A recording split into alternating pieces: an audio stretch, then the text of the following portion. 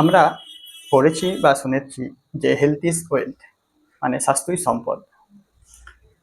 তবে আগেকার দিনে আমরা কম বেশি ম্যাক্সিমাম ফ্যামিলি আছে যারা স্বাস্থ্য নিয়ে খুবই চিন্তিত, এবং প্রতিটা বাড়িতেই প্রায় বিভিন্ন রকমের স্বাস্থ্য সমস্যা নিয়ে আমরা সর্বদা বা প্রতিনিয়ত সাফার হচ্ছি।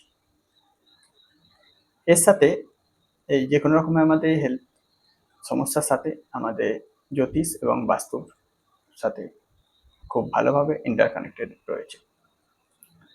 আমাদের শুধুমাত্র যে ওয়েলথ বা অর্থ উপার্জন করাই যথেষ্ট নয়। স্বাস্থ্য ভালো না থাকলে কোনো সম্পদই আমরা ঠিকভাবে উপভোগ করতে পারি না। তাই জন্যই বলা হয় স্বাস্থ্যই হলো সবচেয়ে বড় সম্পদ। এবার জ্যোতিষশাস্ত্র এবং স্বাস্থ্যের মধ্যে কি সম্পর্ক রয়েছে? অ্যাস্ট্রোলজি এবং হেলথ। জ্যোতিষশাস্ত্রে যে আমরা হরোস্কোপ দেখি বা কুষ্টি দেখি, এর প্রধান তিনটি হাউস বা ঘর বা ভাব এর সাথে আমাদের জেনারেলি স্বাস্থ্যের সাথে পুরোপুরি কানেক্টেড রয়েছে। যে তিনটি ঘর সব থেকে বা হাউস বেশি প্রভাব ফেলে তার মধ্যে প্রথম হলো সিক্সথ হাউস বা ষষ্ঠ ভাব। এটি আমাদের ওভারঅল বা যে কোনো রকমের রোগ বা অসুস্থতাকে নির্দেশ করে।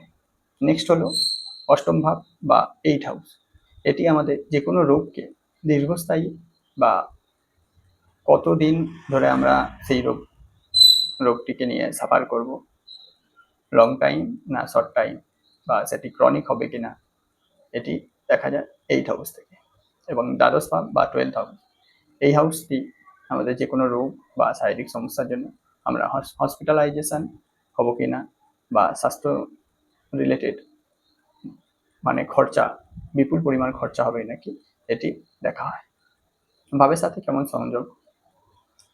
কেবলমাত্র যদি সিক্সথ হাউস অ্যাক্টিভ থাকে তখন আমাদের জেনারেলি ছোটোখাটো স্বাস্থ্য সমস্যা হয়, এবং সিক্সথ হাউসের সাথে যদি কোনোভাবে এইট হাউস যদি কানেক্ট হয়ে যায় তখন আমাদের কঠিন বা মারাত্মক বা লং টাইম বা ক্রনিক রোগের সৃষ্টি হতে পারে। এবং যখন আমাদের সিক্সথ হাউসের সাথে এইট হাউস এবং 12th হাউসও কানেক্ট হয়ে যাবে তখন আমাদের হসপিটালাইজ হওয়া এবং বিপুল পরিমাণ শারীরিক সমস্যার জন্য অর্থ খরচ হবার একটা সম্ভাবনা তৈরি হয়। এছাড়া আমাদের এটি অ্যাস্ট্রোলজির পার্ট গেল। এছাড়া যদি আমাদের বাস্তুতে যে পুরোপুরি ওভারঅল বাড়ির সবকটি জোনই খুব ইম্পর্টেন্ট শারীরিক সমস্যার জন্য, যাদের যাদের যেরকম শারীরিক সমস্যা হয় সেই রোগ রিলেটেড বাড়ির নির্দিষ্ট কিছু বাস্তু দিক রয়েছে, সেই দিকে কোনোরকমভাবে ইমব্যালেন্স বা বাস্তুদোষ থাকলে সেই সব রোগে লং টাইম সাফার করতে দেখা যায়। ওভারঅলভাবে দেখতে গেলে বাড়ির এনএনি জোন, যেটা নর্থ অফ নর্থ ইস্ট, যেটিকে উত্তর উত্তর পূর্ব কর্নার বা জোন বলা হয়, যেটি ঈশান কোণ এবং উত্তর দিকের মাঝে যে দিকটি রয়েছে, সেটাই কম্পাসে মাপলে তার ডিগ্রি আসবে 22.5 থেকে 45 ডিগ্রি, 22.5 to 45 ডিগ্রি।